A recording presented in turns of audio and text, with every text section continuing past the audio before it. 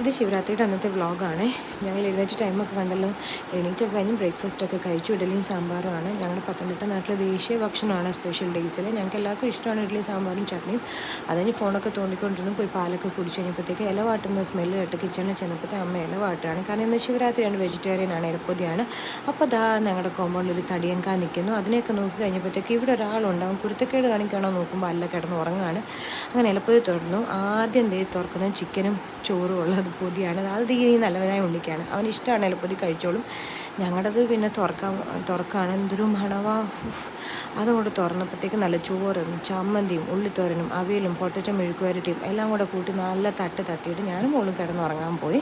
ഉറങ്ങാനായിട്ട് ചായയും ചിപ്സും എല്ലാം കഴിച്ച് തിരിച്ച് പിന്നെ കുറച്ച് നേരമൊക്കെ ഇങ്ങനെ ഇരുന്ന് നടന്നു വെളിയിൽ കൂടെയൊക്കെ. അപ്പോഴത്തെ വിളക്ക് കത്തിക്കാനുള്ള ടൈമായി. വിളക്ക് കത്തിച്ചു, പ്രാർത്ഥിച്ചു. സദ്ഗുരുവിൻ്റെ പ്രോഗ്രാം ഉണ്ടായിരുന്നു TV-യിൽ. അത് കണ്ടുകൊണ്ടിരിക്കുമായിരുന്നു. പിന്നെ ഡിന്നറും കഴിഞ്ഞ് അങ്ങനെ ഒരു